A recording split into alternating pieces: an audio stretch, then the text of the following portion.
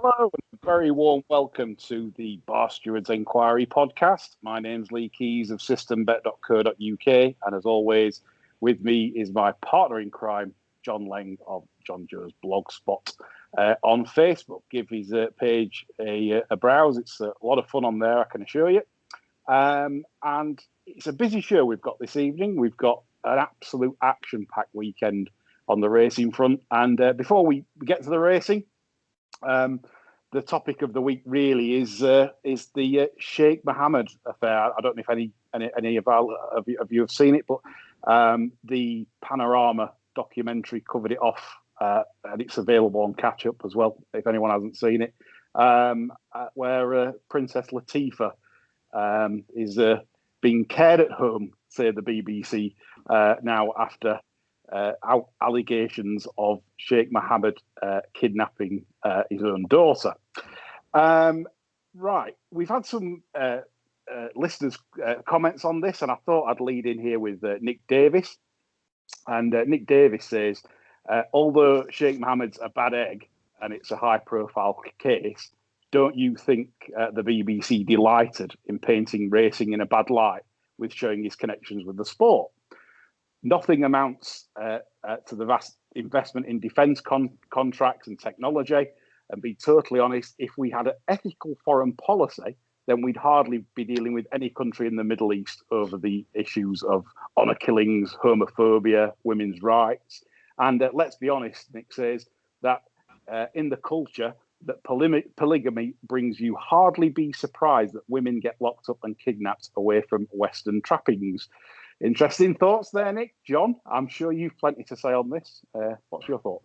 Well, first of all, I'd echo what Nick said about the BBC. I think they're continually delighted in showing racing in a bad light, really, since Juggy is packed in. The Panorama thing with the ginger lad, I've forgotten what he was called, that did the investigation into Fallon and them, and little Willie couldn't save Brad from him and all that sort of. They just set out to make racing look like it's run by incompetence. And I mean, even though we know it is, it's still a bit naughty of the babe, I think. I should just sort of stop covering it. On the Sheikh Moore thing, one thing I think is hugely significant and very disappointing is the fact that the Racing Post have just treated it as though it hasn't happened. I mean, I've scoured the Post site for 3 days, really, and I mean, the only thing in the Post today is Peter Thomas is out there roughing it in Dubai, telling us the shocking news that Dusty and Applejuice have strong teams for the carnival. I mean, part 2 to follow tomorrow, where he's probably going to tell us it's hot. Now, it made me wonder, after last Sunday, does the company that we keep, i.e. Dave, merit an investigation into us? Or even a warning off for associating with Dave? Now, if it does, given what they banned Dave for, now, they don't ever seem to be proposing to ask a question of this fella. Yeah.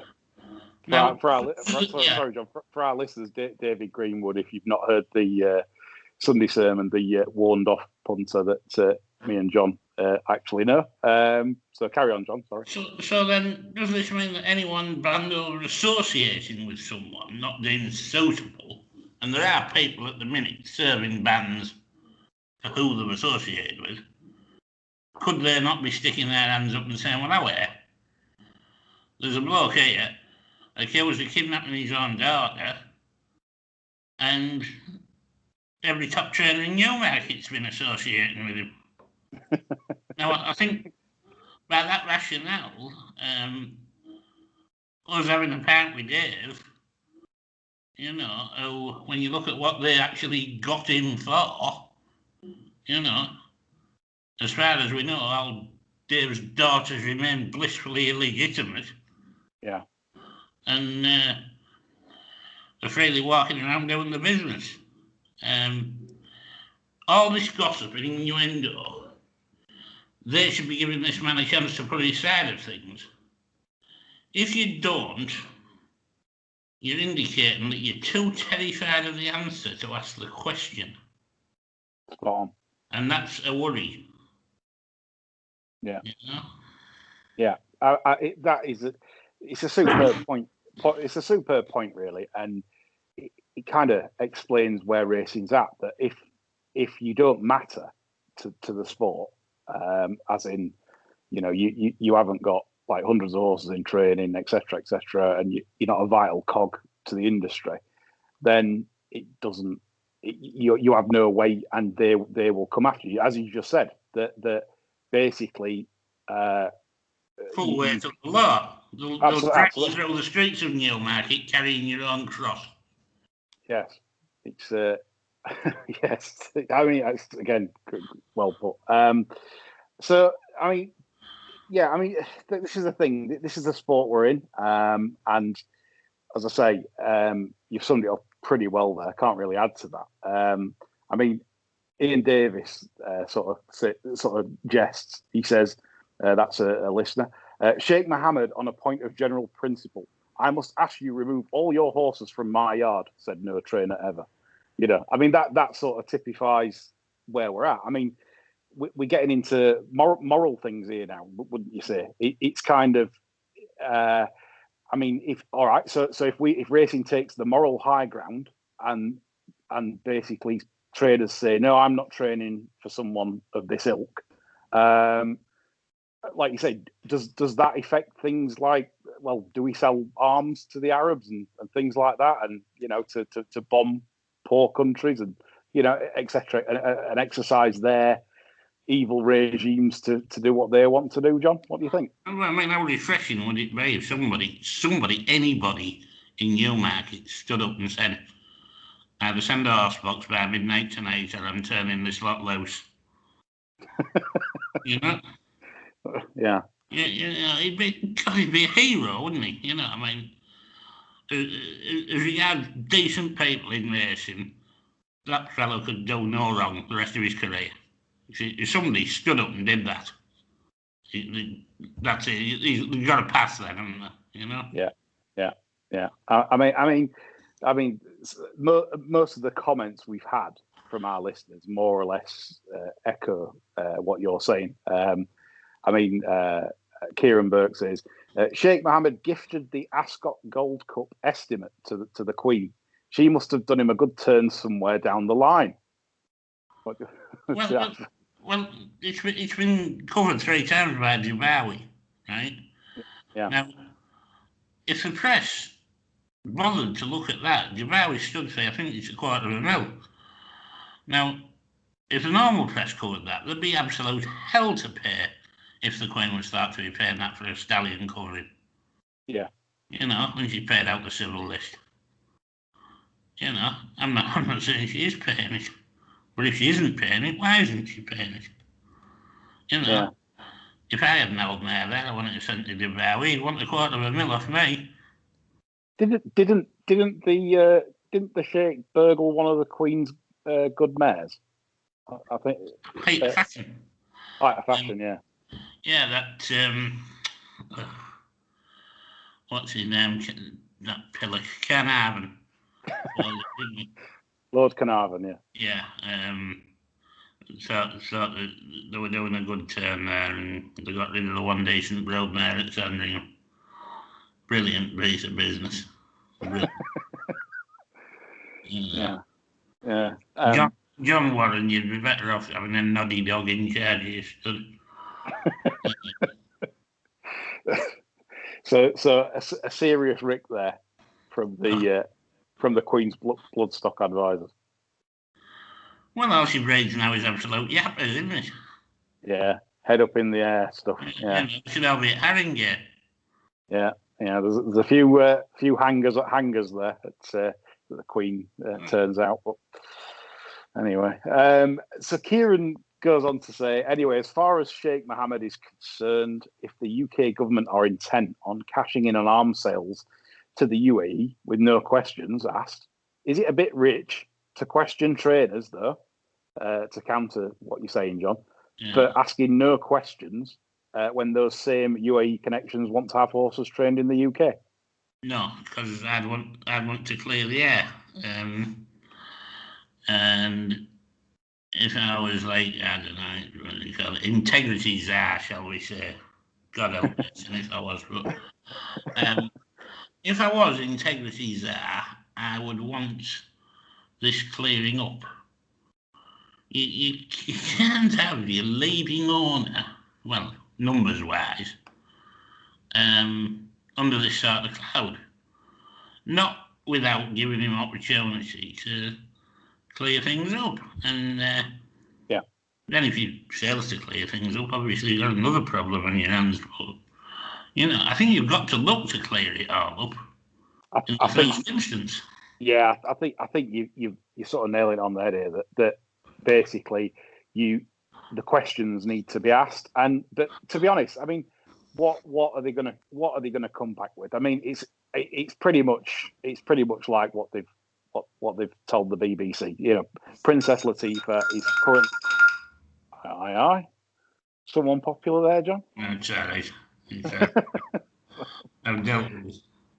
I mean, like the BBC says, Princess Latifa being cared for at home, and basically that's it. I mean, that'd be the Dubai press line to the Racing Post, that it's a family matter. There's nothing to see here. Move along. And what can racing actually do though with that? What do you actually then? If you're racing, what do you say? I mean, you're very much at the point of grasping the thorny subject of kicking them out, aren't you? I mean, it depends how you want the sport to be perceived. But as I say, if you're going to investigate people with innocent connections to warn off people, you're saying we want the sport squeaky clean. And then just because it's your top man, you can't have that double standard. Otherwise, you're just open to ridicule.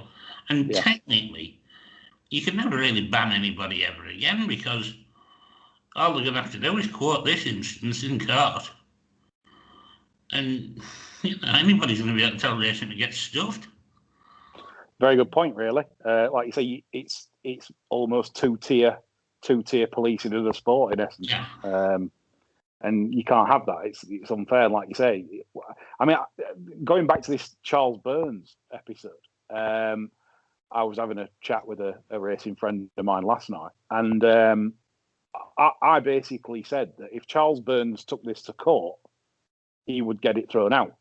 Yeah. Because you can't make supposition that if Charles Burns hasn't injected the horses himself with ACP, and you could basically say that he might, all he could possibly be guilty for is maybe by association to this Indian contact, and that he's passing on information. Mm-hmm. And the Indians sent him a nice Brucey Burnett. Yeah. And maybe the ban reflects that. Maybe the Irish sort of or HRI know this, and if they had have hit him too hard, they know that probably Burns would come out in court. It'd be mass legal fees, and but Burns would win because they just haven't got the evidence to say that he's done it. Yeah. I did have one more question, not on the Sheikh Mohammed thing. Another friend of mine asked me to ask this, and he said, if you back two horses in a race, would you consider doing the reverse forecast as well? What would you do, John? Say if you fancied two in a race, would you ever bother with the forecast? And I'd try to always slip a forecast on if I think on. Because believe it or not, I've had some particularly good results with, especially in the days of Tote Jill forecast and things like that. When I backed two in one race, Yeah, I try to put a forecast on. Often when I back two in one race, there wouldn't be to level stakes. I'd back one as a big winner, the other one maybe get the stake back. Yeah. You know, there'd be quite a differential between the two bets. But yeah, I do try to stick a forecast on. As far as I'm concerned, I'm just a Betfair punter these days. Not really any bookmaker accounts, obviously, and it simply is. I'd have a forecast if I can get on at around 100% book. Obviously, I do think bookmakers take a lot out of the forecast, and that'd be my stance on it. I'd basically only play a forecast if the market was strong and I could get on at near 100%. But thanks for the questions. Like I said, please keep them coming. You can go on the Bar Stewards Inquiry Twitter to post any questions for future shows. We'll always endeavour to try and answer any queries or questions you have, and it does make for and improve the show. Without further ado, then, we've got a very busy weekend's racing in prospect. Some fabulous racing again, so it's very enjoyable Saturday afternoon and Sunday to a degree. For you sat at home, and we go to Ascot tomorrow. Currently soft heavy in places, possibly dry in ground, and we look at the 150 first. John, that's the Reynoldstown Novices Chase. Have you any opinion on this in what looks a very open-looking contest? Yeah, I like Severano in this actually. I think this is probably the horse with the most pace in this race out of this lot. Yeah. I wouldn't necessarily say that's what you're going to be looking at the end of this, but I think tactics-wise and that, you ought to be able to sit where he wants, sit quite comfortably. When he was fourth last time, he slipped rather than made a mistake, and it probably unsettled the horse a bit, and jumped and sort of went to paces a bit, but I think they'll have put that right.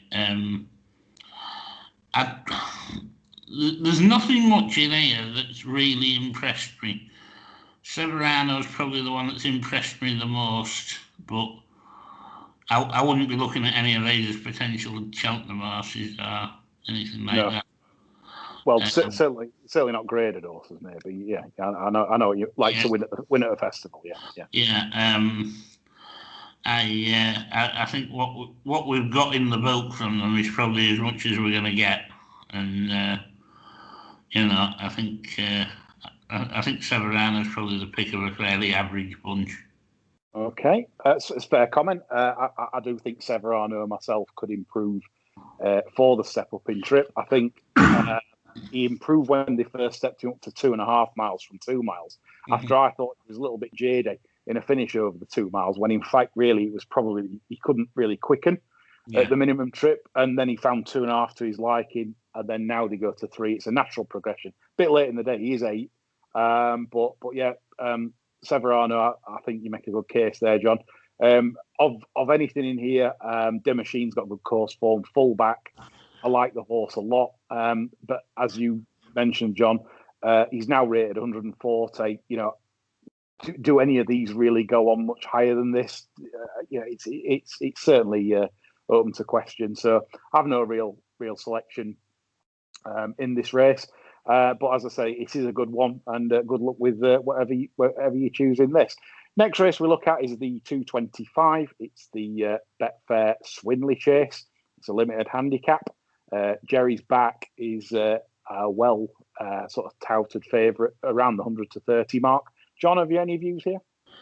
I did have, but unfortunately, mine's been taken out. That's cap course.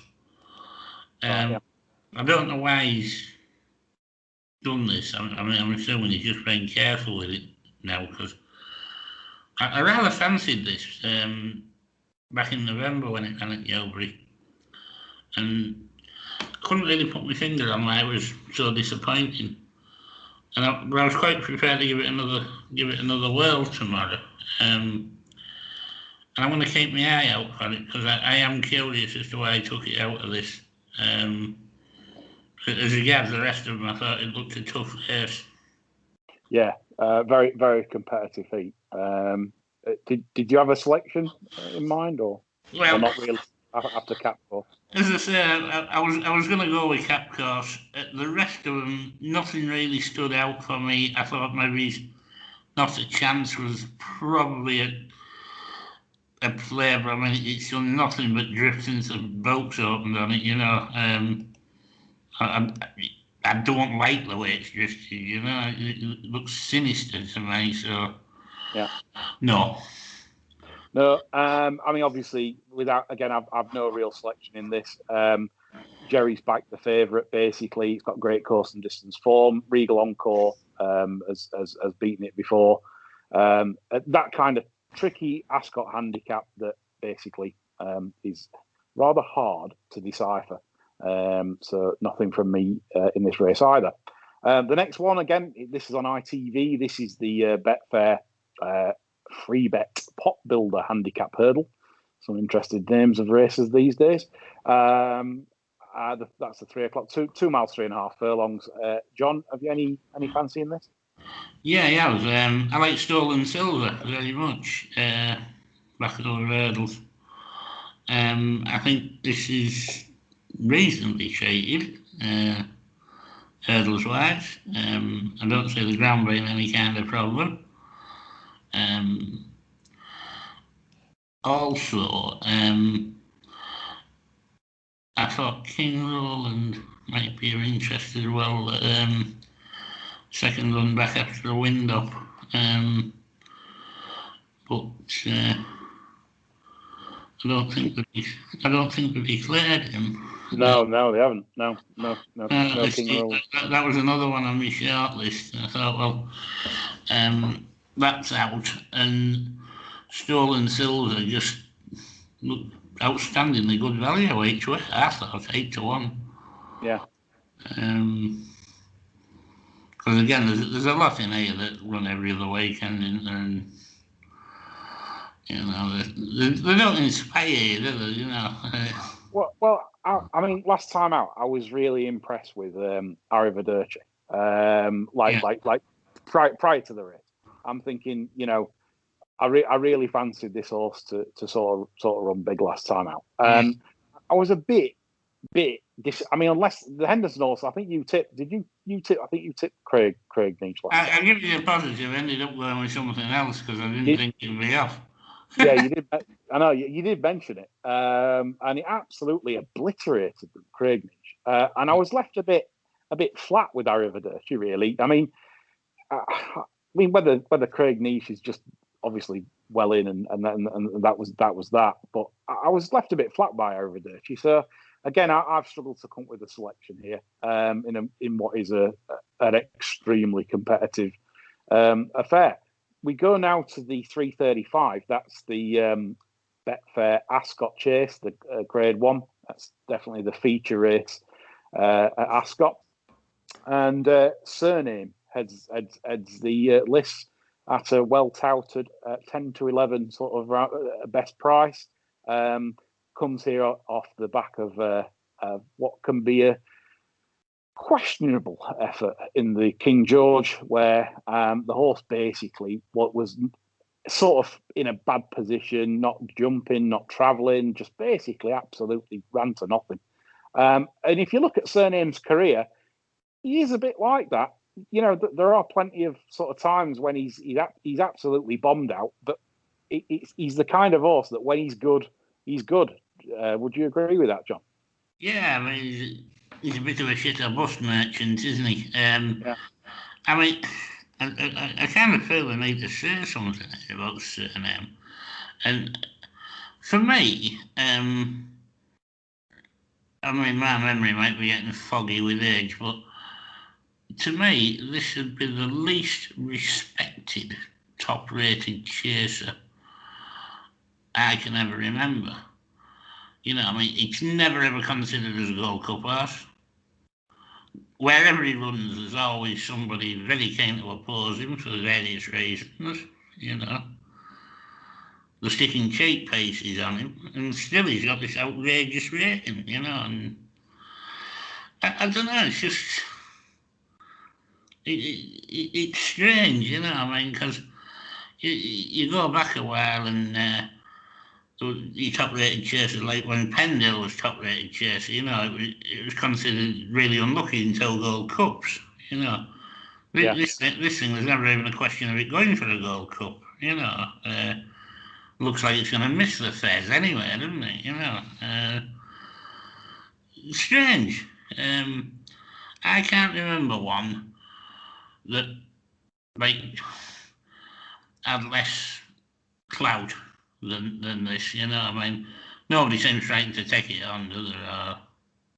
Or No. whatever. You know, I mean, as I say, when you go back over horses that were like rated similar, you know, the really thin, these sort of fails out, didn't there? And it's odd. Well, like you say, 172 rated chaser at his peak BHA rating of 177. Yeah. Possibly, like you said, doesn't get the respect it deserves. But there's something underlying with this horse that, you know, he's 8 from 21. So I mean, it literally is, you know, it's for a horse of that caliber. You would, if you're rated in the 170s, you'd expect to have a better strike rate than 8 from 21. You're getting towards 1 in 3, which it's, you know, really you should be bossing. And he's, you know, as I said, he has sort of. What Dickinson was doing with Silver Book and all them, you know. I mean, they were winning 5 and 6 a season, weren't they? You know. Yeah. You know, here we are. You know, I mean, he won the first time up against Geese at Weatherby. Yeah.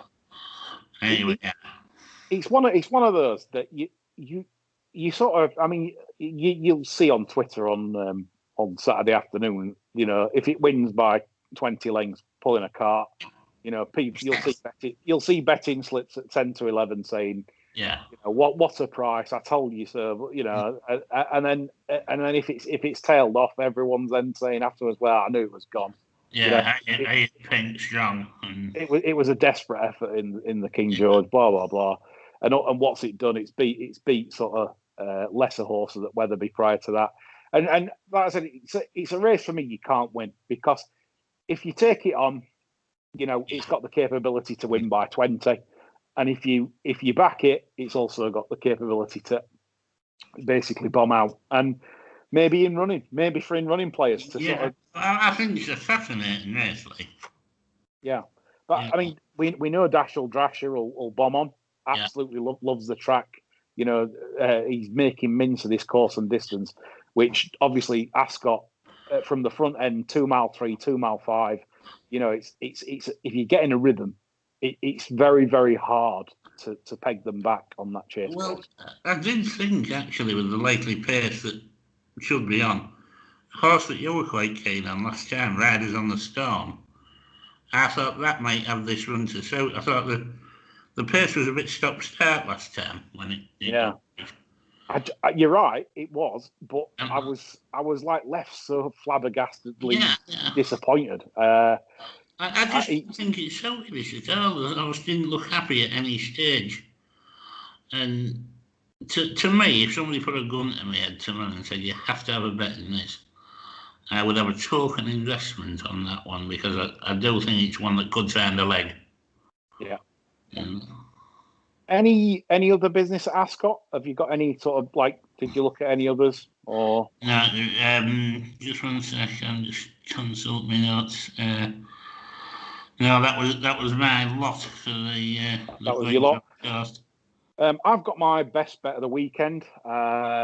We should get some kind of jingles for best bets of the weekend, where you play a jingle and, you know, it's kind of I don't know, maybe it's me going mad, but 410. We can play the sound of loose change jingling in their pocket. Yeah, or like disappearing from your pockets. Yeah. But my best bet of the weekend is in the 410 at Ascot, and I'm very, very keen on the JP McManus, John Joe O'Neill team flight deck. He's got so much more to come. He's going to be a lot better than 126. We know what it's like with JP, that it's not all. Sometimes it doesn't go plain sailing. Let's not beat about the bush. And But anyway, this horse will be a lot better than 126. He's going to end up probably I think he's 140 plus. He left a lot on the track at Bangor last time. He didn't quite jump slick enough, and it's a turning track. And I thought he did ever so well to win. And he's like I said, there's so much more to come. And I'm not saying I'd be all over him at sort of like he's 4-1. It's not massive.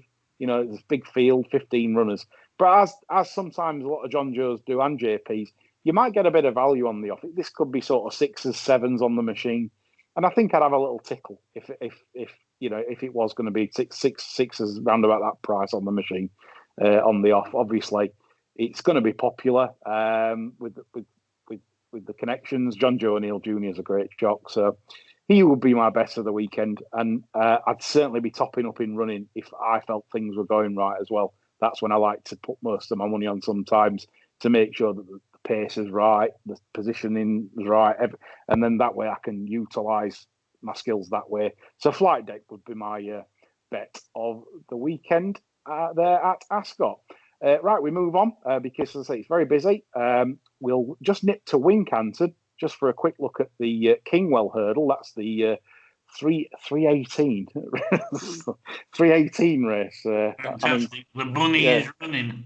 Yeah, it's. I'm not that in love with these timings, to be honest, because they don't get off on time anyway. So, but anyway, carrying on. Yeah, 318. It looks like Aqueduct and Santa Anita. Anyway, 318. It's a Kingwell hurdle. Some great horses have won this race in the past, and to be honest, it's a fair old renewal. We've got the likes of Song for Someone, Goshen, which is Goshen gone. John, thoughts on this? I pretty much really fancy Song for Someone. I think Goshen's gone. And I think Navajo Godard of Little Gingers. Yeah, Navajo Pass, yeah. I think they've taken it too seriously. It had the softest of soft times at Haydock. It was pretty much running 2 separate races, weren't they? Yeah, the Epperton comeback.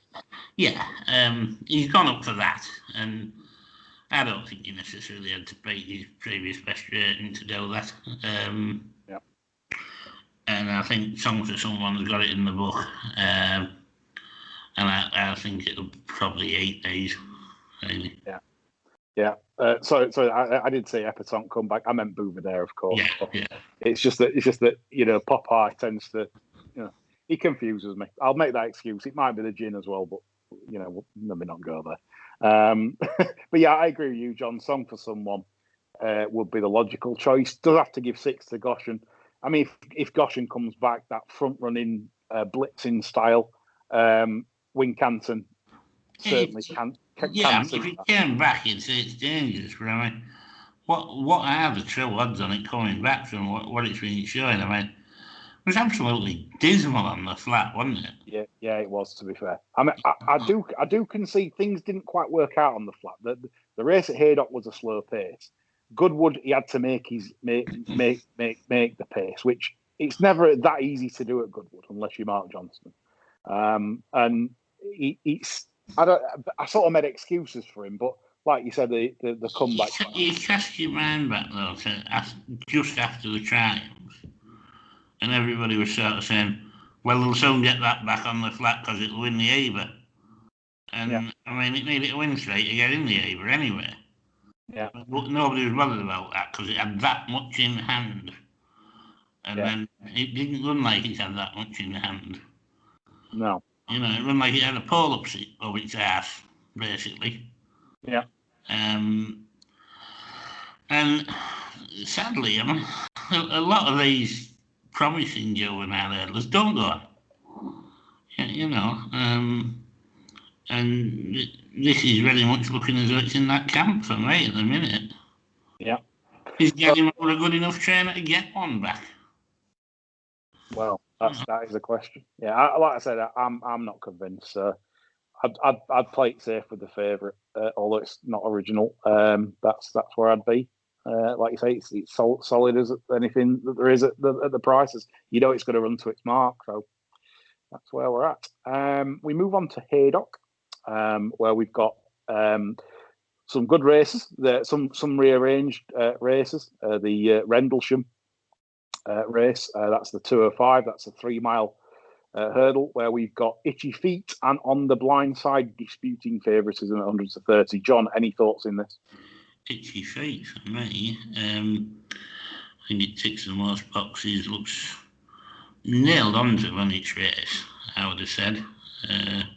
Back to hurdles from fences. You think that'll help? Yeah, I mean, I must admit it was very, very sticky at its fences last time. Yeah. Yeah, I don't really have any issue with the switch at all. I think I'm pleased about that.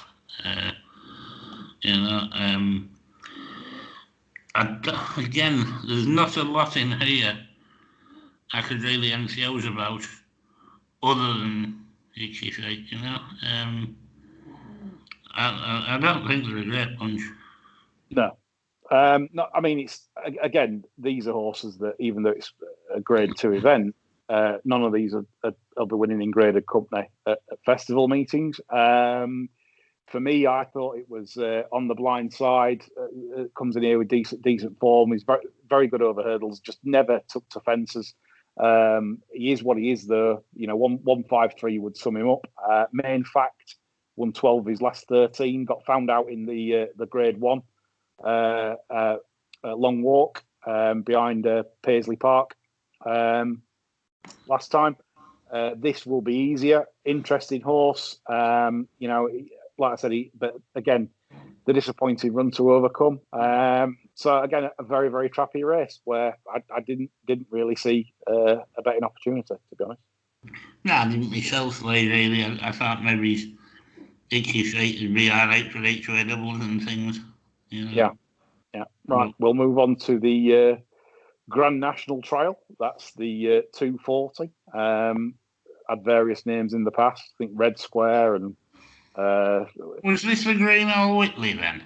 Yes, I think that's it back in the day. Right. Now it's the old. Yeah. Now the 3.5 test. Very, very. Again, I can't stress how competitive some of these races are on Saturday. And one you tipped up last time was is it Achille? Achille, the Venetia Williams horse, and I thought you were going to collect. Big price. It was about 20 to 1 on the machine, and got touched off by Not a Chance. So I thought you were unlucky there. Thoughts on this, John? I thought about going with Achille again, to be honest. Yeah. And then I started to dig a bit deeper, and I look at Encard, who's Dr. Newland's. I think good on the clock, really. Likes the ground, and I think out of all of them, we've got a 14-year-old, a couple of 11-year-olds. There's a lot of accoutrements like tongue ties and cheek pieces slapping around the place. I think this is the least encumbered by history and mileage. Yeah. And I think sometimes with these JBL chasers, it's probably all just sick to death of it in most cases. I think sometimes you can get a bright little improving 7-year-old against these type of things. I think you can get the drop on them. So I'm going with Encard. Yeah, Encard, I think around the 72 mark, and I concur with you that he won in a good time at Ascot last time. Certainly looks solid enough. Can't put anyone off around the 72 mark, really. Others 10 sticks as well in Kirkland's soup, it's got to be a factor, hasn't it? Yeah, so Encard there. We kind of like, me and John. We move on. We've got the 350 at Haydock. That's the Pertemps qualifier. Champagne Platinum, 100 to 30 favourite. Anything in here, John? Yeah, I just want to say what comes sixth.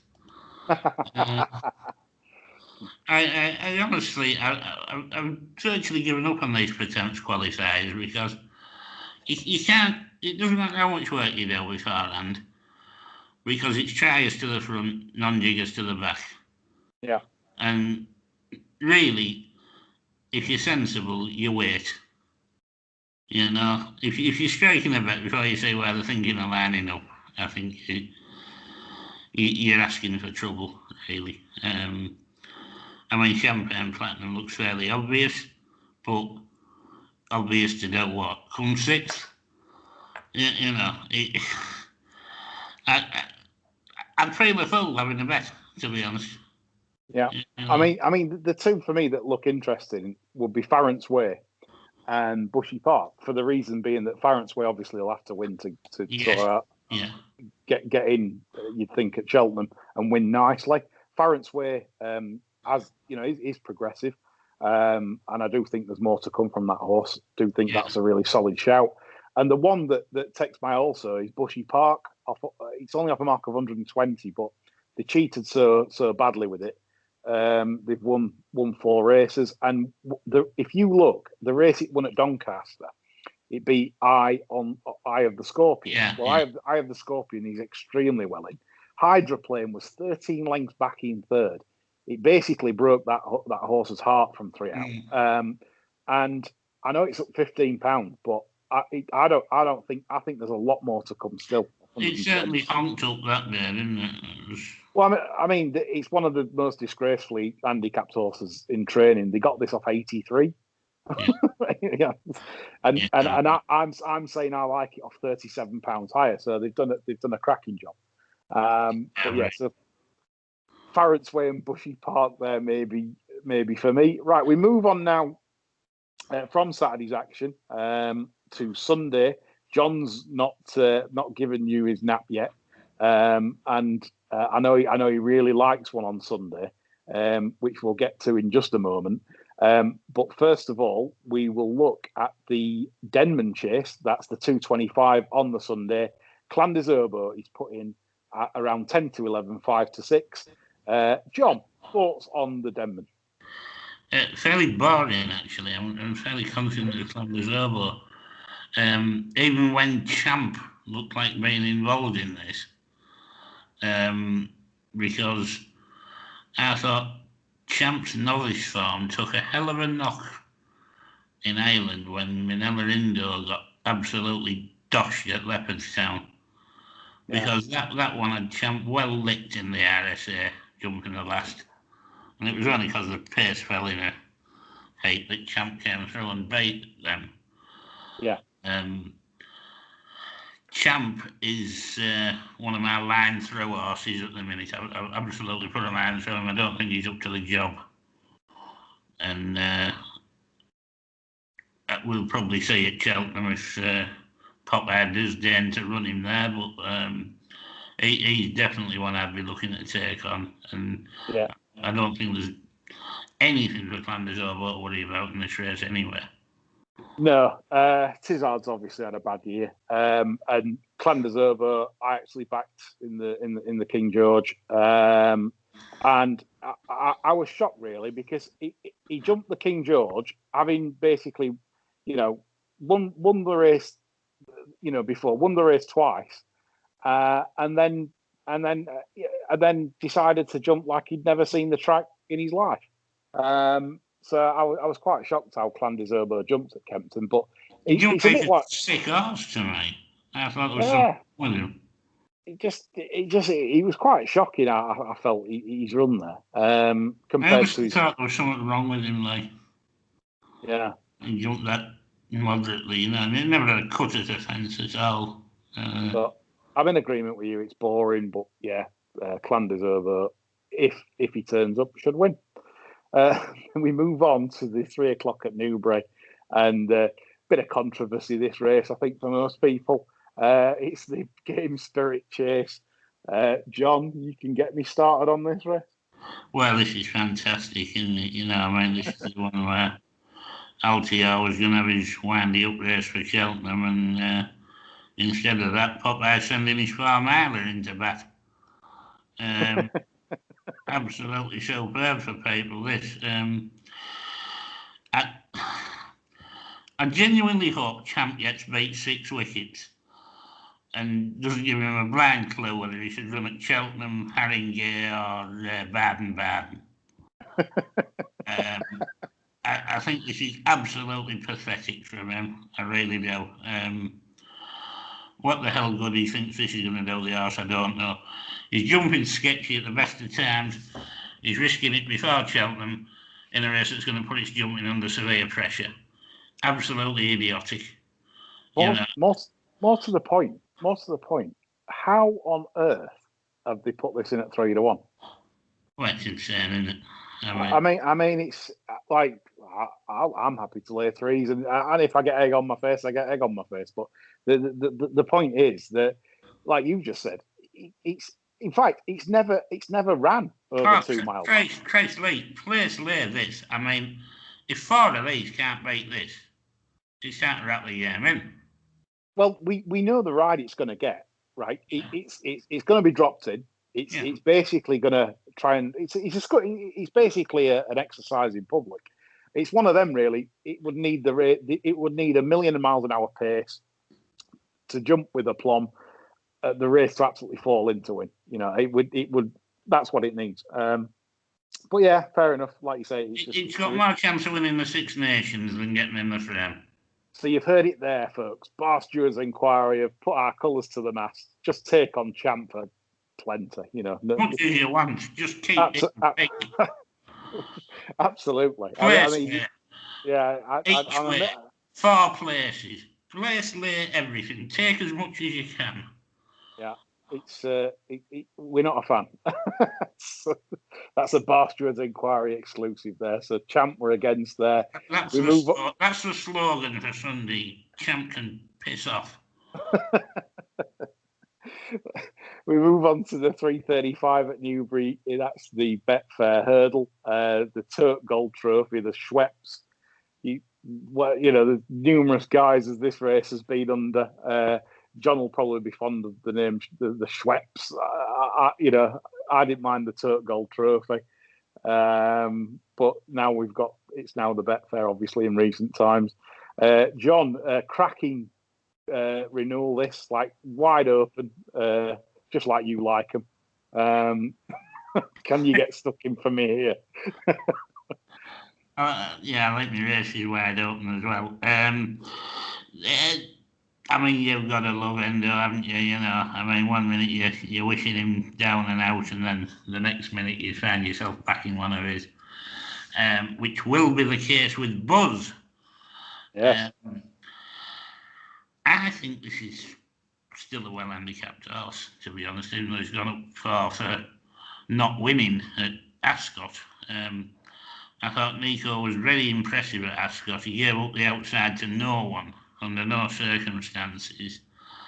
And he also had this happy knack of waiting to ask the horse for any effort until it was beyond even the powers of Yoda to get it into a challenging position at the last. Was an absolute masterpiece of tactics. 10-1's fair. They're not giving you a pile of money at 10-1, but it's fair. I like that one, and the other one I like is On to Victory down the bottom. Not so much for the scrambly sort of win round razor sharp Wincanton last time, where I thought it was just sharp enough for it and probably didn't suit. The time before it impressed me because I thought it was on the point of collaring third time lucky at Kempton when he came down at the second last, I think it was. And I think if you stuck third time lucky in there off 129, it would not have been 14-1. No, good point. So I'll be playing 2 and I'll probably have a forecast in answer to an earlier question. Interesting. Right, I'll just give you my fleeting thoughts. Obviously, time's pushed before your nap to finish the show. which comes up in the next race, I believe. The last 12 winners of the Betfair Hurdle were either 5 or 6 years old. And I always like a younger horse in this. So both of yours are 7-year-olds, so I'm blowing you out here. Mm-hmm. Rooster Booster, for example, was beaten in 2001 in this race by Landing Light at the age of 7, and he went on to win the Champion Hurdle 2 years later. But it just seems to suit the younger brigade for some reason. For stat, if you like a stat, it's a good stat. And I was going to throw a few shekels at Mr. Coffey because of the way he won at Sandown. I do think this race could absolutely blow up, as in they'll go ridiculous. And this horse can be probably better settled. Nico's riding terrible. Popeye's having a terrible season. But still, I do think this horse has got some mileage off 138. So Mr. Coffey was my my little tiny play in a very competitive weekend's action. Without further ado, but I know I've let myself down by going for Endo and Nico. But anyway, 410 Newbury. John has got his nap of the weekend. So John, over to you. Yeah, this is where it's at, so to speak. I feel like I've been waiting forever for this flaming horse, which I don't know indicates my lack of patience or Mick Windmill's lack of placing ability. He's had it in races the last 2 weekends, I think, and I found myself praying that the racing goes ahead, because I think this horse is very much given an advantage the softer the ground. Yeah. And I was really hoping I'd catch this on heavy ground. But me note in me Racing Post tracker says heavy ground required. Watch Mick Windmill bleep it up. So I thought I was probably going to end up having to back him on soft at best. Good to soft forecast at the minute. I'm sure they're going to get some rain. I'm praying anyway. It's horse that's had a wind up. It's well treated on some back form. Yeah. And I think there's some absolute geese in here. I really do.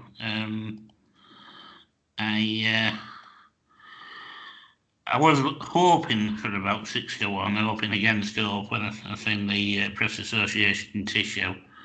I think I'm going to be looking at 4-1, which it doesn't really temper enthusiasm because, as I say, I think I'm running against geese. I think I've got a bit up my sleeve, and I'm not really frightened about, to be honest. Good stuff, John. I mean, yeah, I kind of share your sentiments. Enrilo would be a bit jadey. Ballymoy would be a bit jadey in a finish. And yeah, I share your confidence there. It's a good selection there, folks, to finish. I apologise for slightly overrunning on tonight's show. Basically, obviously, very busy, lots of action, so quite difficult to get the right timing sorted. We move on to Sunday's podcast, the Sunday Sermon. I don't want you to miss this. It's part 2 of professional punter David Greenwood. You don't want to miss this. Some fantastic stories in this second episode. We've certainly set it up nicely from part 1, and I'm sure you'll really enjoy it. So that's all from me and John on a tricky weekend's action. I hope you find some winners, and don't forget to join us on Sunday night. That's all. Bye for now.